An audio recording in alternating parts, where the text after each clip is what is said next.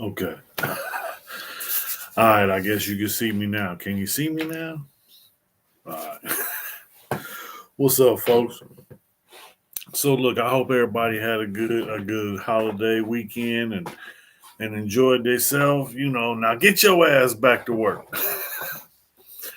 Nah, I had a good one. You know what I'm saying? I wanted to talk about. I kind of learned more in prison than I did in school. I didn't spend a lot of time in school. At 13, my father put me out on the street. So I wasn't going to school. I was in the dope house trying to trying to make $1 out of 15 cents. But yeah, you know what I'm saying? So I ended up going to prison young, and I ended up educating myself. When you first go to prison, you know that they have tests that you have to take, and you have to get above a certain level, or they put you in education for reading and the basics. But if you know the basics and you can, what I'm saying, pass their test, then they won't put you in education. I wanted to go into education, but what I'm saying, I didn't know. I just filled out the test to the best of my ability and did better than most people. And so they just, you don't need to go to school. We're gonna put you in a vocation or something like that. So, that's the way it was. So now here I am.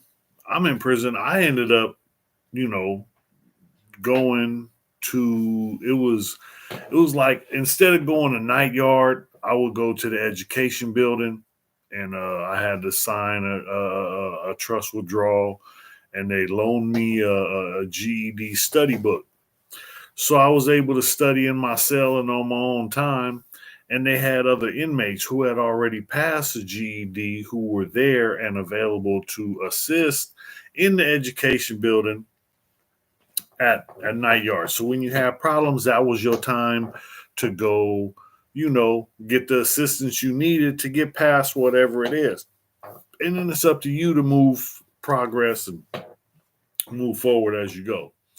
But in prison, I learned how to be a man. I learned how to survive. I learned how to take care of myself. I didn't have nobody sending me money and sending me packages. I was up in there on my own, and I didn't have nothing. So I had to hustle. I had to, make ways, find, what I'm saying, find a hustle, find a way to flip something. You got to do something, one way or another. And that's the thing. Some people fold up and kind of implode. And I've seen people lose their minds. I've seen people lose it, completely to the point where, it was this one guy, and he was kind of like a friend. I met him in there, didn't know him from the streets or nothing like that. And we was only together for like maybe, 2-3 months. And this was level 4, so level 4 maximum security. It's a lot of pressure. And the guy, I don't know if it's true or not, but he told me he was incarcerated for a murder that his brother committed. So his brother would take care of him and send him stuff and do all this. But the dude, the mental aspect was just eating away at him, and little by little he started slipping. And then, he just, it was Lancaster. I was in level 4, Lancaster. And it snowed up there. So this was one of the years when it snowed. So it's cold. Everything, all the snow, as soon as it hits the asphalt, it melts. But all the snow that lands on the grass, it stays so on the yard and stuff like that. But it's cold. I'm talking about it's cold. And you got to get up and walk to the chow hall in the morning to get breakfast and your sack lunch. You pick that up then. So I'm, I'm on my way to chow, and the dude who, my partner, he came out of his cell butt naked and just walked to chow. and got halfway to the chow hall before any officers realized that this man did not have any clothes on. And I'm talking about it was cold, you know. And what do the police do when they push an alarm? They want you to get on the ground. Man, look, didn't nobody want to get down in that frozen, but it wasn't an issue. The dude, he wasn't a threat. And, they just talked to him, told him, took him, and walked him away to the program office. So I don't know what happened to him, but the mental fuckery that goes on in prison, especially in the California prison. Now I can't speak for today's prison. I can only speak for the past. I was, I was in prison back in the 90s, and I got out 2016, and I'm done. I'm doing life out here on the streets now. And hey, life is good. I'm living my best life, no complaints. I gotta go to work. I gotta get up early. But hey, I'm living my best life. You know what I mean? This is better than I ever expected. I don't want much. I just wanted a normal life. When I got out of prison, I just wanted a normal life. And now, I got it. You know what I mean? I got a good life. I got, a beautiful wife. I got, my family's growing, about to be a G Pops, life is good, and it keeps getting better. Every time I turn around, something else, another blessing, something else, another blessing. Just, what I mean? The hardest thing is there are those times when you don't have everything you want at that moment, but all you got to do is just keep pushing, keep moving forward, and it'll come in time, because it ain't in our time, it's in his time. And when he makes the time, it's the right time. And it always works out better than you ever expected. So trust and believe and watch and see. Let me know what you think. All right. So now back to this here. Be sidetracked sometimes. But it's good. It's good. So I spent more time incarcerated than I did in school. And I was in school for a long time. But then when I was incarcerated, I took it upon myself to educate myself, not just with the books, and I got my GED. I got I got several vocations that I knew I would never use. One was dry cleaning. I went through vocational dry cleaning. I went through vocational janitorial. I went through vocational drafting. I went through vocational auto mechanics. I went through a lot of stuff. But that's the thing. I wasn't, auto mechanics, that was something I was interested in. I still got my certificate. But that's the thing, when I was in auto mechanics, I realized that I didn't want to be a mechanic. Because I'm in the class and I'm learning that no matter what, if you're a mechanic, you got to continue moving on and keep learning to move forward. If you don't, go to school and learn the new technology that came out on the next car, then you can't be an ASE certified mechanic, And that's cool, because I don't want to be an ASE certified mechanic. I'm cool. All I want to do is know how to wrench on my own vehicle, know the basics so I could take care of whatever I need to take care of and get me from point A to point B. I don't like being stuck. I don't like being broke down. I don't like, but that was I don't like that, because growing up, my family, we always had buckets. We never had new car. We never had car payments and stuff like that. We had a car that, somebody had to put together. And literally, I remember I bought cars. You know what I'm saying? I bought a car for $75. It needed a battery, an alternator, and a bracket. Hey, you know what I'm saying? I ran down to the junkyard, got the bracket, the alternator, and a used battery from the junkyard, came back, you know what I'm saying? Hooked it all up and was rolling.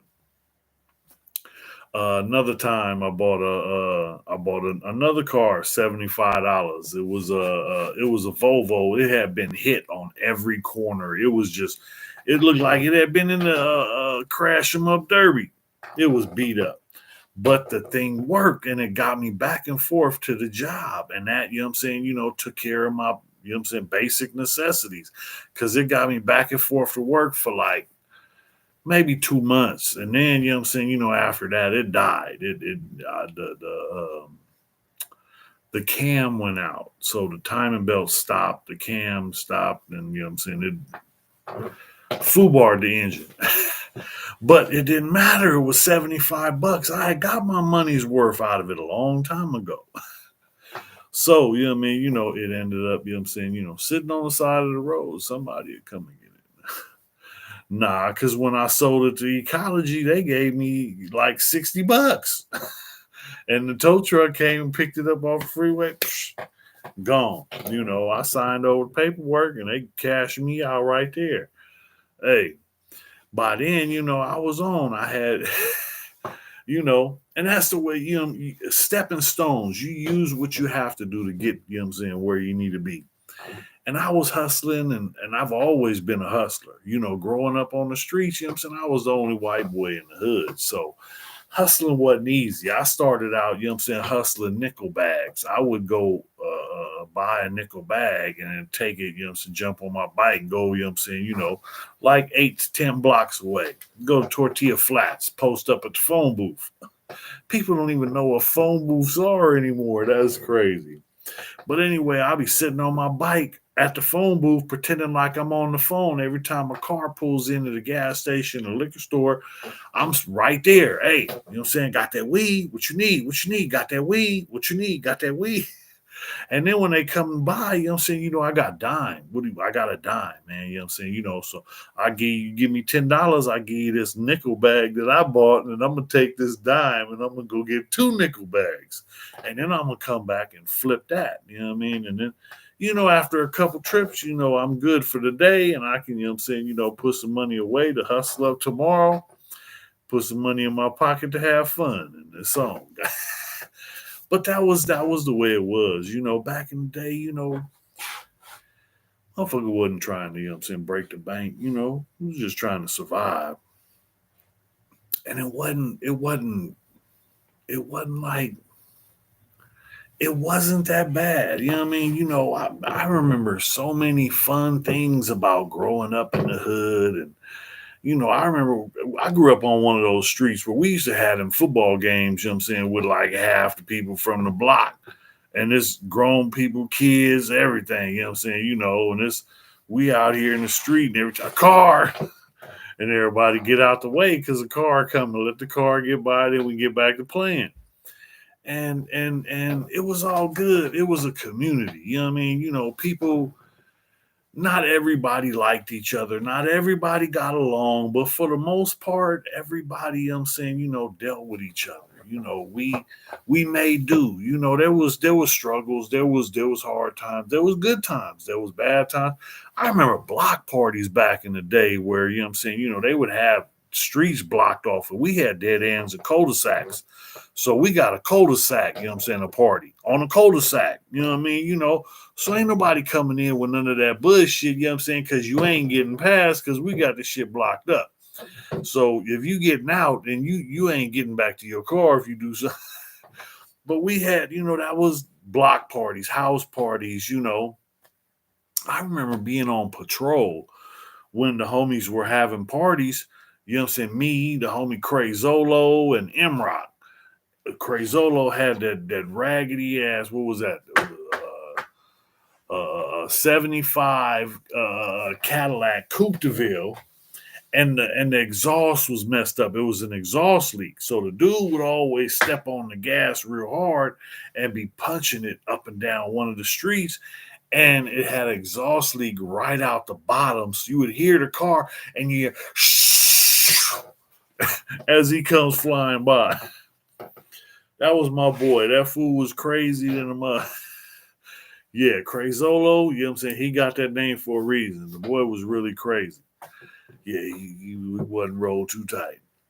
But we had fun back in the day, and it was we wasn't like trying to kill each other, you know what I'm saying? Well, yeah, we were, you know what I'm saying? The Bloods and the Crips was an ugly scene back then.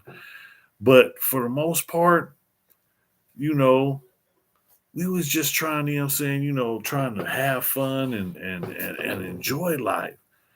And that's the thing, man. I miss those days. Things ain't like they used to be. Things are different nowadays.